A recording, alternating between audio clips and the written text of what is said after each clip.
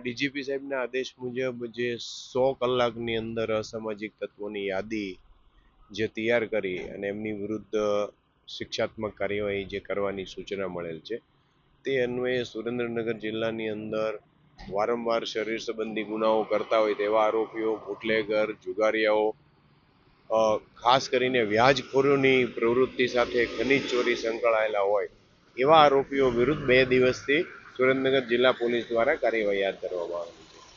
ગઈકાલે રાત્રે અને આજે પણ કોમ્બિંગની કાર્યવાહી ચાલુ છે।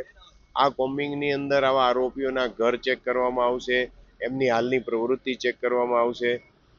પીજીવીસીએલની ટીમોની મદદથી આજે ધાંગધ્રા સિટી અને સુદામડા આ 2 જગ્યાએ પોલીસે એમની ટીમો સાથે રાખી અને વીજ ચેકિંગ કર્યું।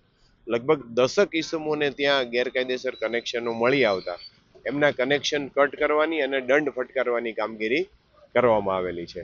આ ઉપરાંત આગામી દિવસોમાં પાસા, તડીપાર જેવી કાર્યવાહી પણ ગુનાહિત ઇતિહાસના આધારે કરવામાં આવશે।